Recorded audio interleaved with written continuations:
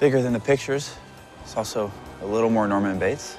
Keyhouse is mostly fantasy. Only half the home's exterior is real. From filming in Canada to creating complicated interiors, the show's team worked magic on these sets. Who wants to see inside? Me! Okay, let's go. Locke and Key is set in the fictional town of Matheson, Massachusetts.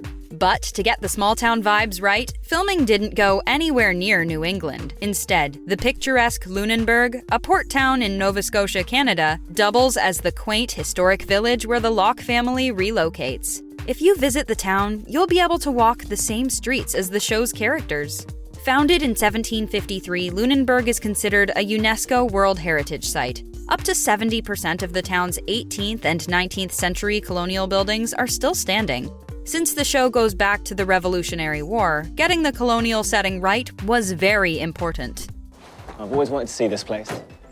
While the town of Matheson is in Nova Scotia, Keyhouse was built somewhere entirely different. The home's exterior set was constructed on an estate near Hamilton, Ontario. But the crew didn't build the entire house. Instead, only 2 floors of the front facade were assembled, and the rest of the house was added later with CGI. The entrance to the house is still real, and you can actually walk inside. It's movie magic, baby. However, you won't find any sign of the Locke family's home. Instead, there's just some set pieces, storage, and makeup touch-up stations. The cast and crew would also head inside to keep warm. The Keyhouse may not be in Nova Scotia, but the small Canadian town did serve as inspiration for its design. The design team took some notes from Blue Nose Lodge, a historic inn in Lunenburg constructed in 1863. The cast and crew had to travel once again to film scenes inside Keyhouse. The house's interiors were created on a soundstage at Toronto's Cinespace Film Studios and packed full of hidden details. The mysteries of the house seem to be endless. Executive producer Carlton Hughes explained the challenge of creating the sets in an interview with CBR. When we adapted it for production, we had to make it really functional and practical. A lot of attention was paid to the home's layout, creating circularities so that the characters had paths to walk where the camera could easily follow them. Rory Cheney was the show's production designer, and according to one of the show's directors, Michael Morris, he went all out with small details in the home, even down to hiding the KH initials of Keyhouse throughout the wooden moldings. The director refers to the manor as a puzzle box you can unfold. The show's a mystery, so there had to be plenty of places for things to be hidden and discovered. Your house is filled with amazing keys.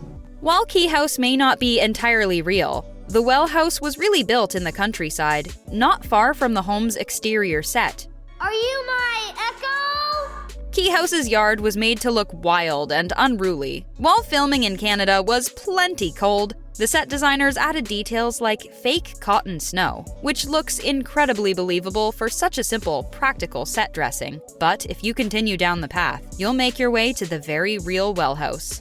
Of course, a lot of attention was paid to detail here, like how the intricate pattern of the ceilings is identical to the pattern on the echo key. The actors were able to film their scenes on this set, while CGI was added later to make things seem more eerie and creepy, and to make the well look bottomless. Why are you down there? Echoes can come to life in this place.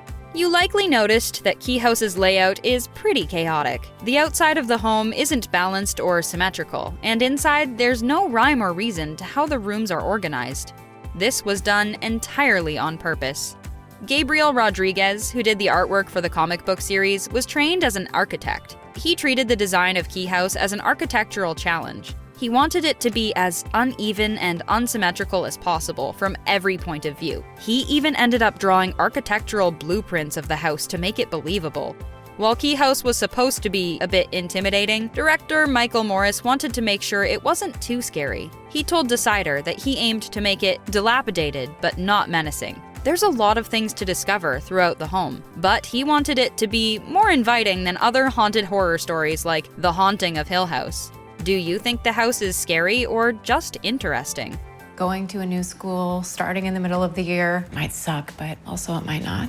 Scenes that took place at the show's high school, Matheson Academy, were filmed at the Humber College Lakeshore campus, located on the shores of Lake Ontario. This college might actually be the closest to a haunting the show had to experience in real life. The neo-Gothic building is considered to be one of Toronto's most haunted places. The grounds of the college were once home to an asylum, and there have been hundreds of reports of people seeing apparitions in or around the college. These ghosts have been especially associated with the underground tunnels on campus.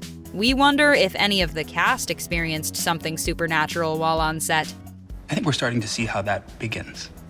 While most Matheson Academy scenes were really filmed in a school, the school's cafeteria wasn't really a cafeteria at all. It's actually the library of an Anglican school in Toronto called Wycliffe College. The books were removed and long wooden tables were brought in for filming. The elegant building is located at the University of Toronto's St. George campus. The school was founded in 1877.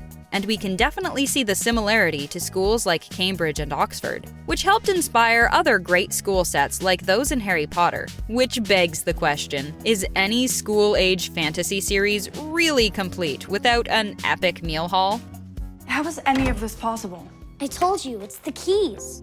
While the interior sets are almost entirely done in studios, there are plenty of real-life places you can visit if you're a big fan of the show. Several exterior scenes in Matheson were filmed in Lunenburg, including the ice cream parlor, which is a real ice cream shop called Sweet Treasures Confectionery. You can even grab lunch or spend the night at the Salt Shaker Deli and Inn that appears in the show's first episode. It's located right across the street from the ice cream shop.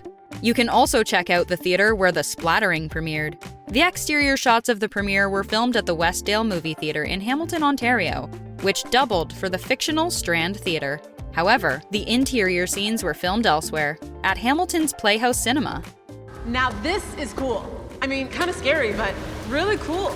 It's easy to imagine that all the epic cliffside locations seen in the TV show were created using CGI, but some of them were actually real, like the Drowning Caves. The exterior of the caves was very real and was filmed at Ovens Natural Park in Nova Scotia. However, the creepy cave interiors were created just for the show.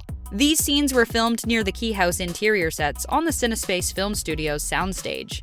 Other cliffs that appear in the series weren't so real. The cliffside house where Kinsey goes to meet Gabe has a real front facade, but CGI was used to make it hang precariously over the edge. Weird. In back. Happy birthday, Jack. The Anywhere key can take you, well, anywhere, but it's not quite so easy in real life. When Tyler takes Jackie to Bath, a quaint English city, filming didn't really head all the way to the UK. There wouldn't be a good reason for filming to head to England just for a few short scenes. So, just like they created a small Massachusetts town in Nova Scotia, they did the same thing for the English city. They actually just used stock footage for the first few establishing shots. But the walk by the river was filmed in Millrace Park in Cambridge, Ontario. The other scenes in the English town were all filmed at Springer Market Square in Kingston, Ontario.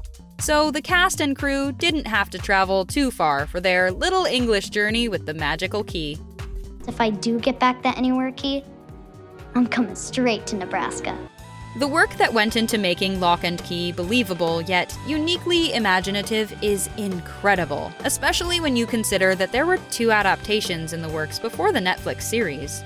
They never panned out because Keyhouse was just so hard to design. So let us know, which of the movie's real-life sets would you want to visit most?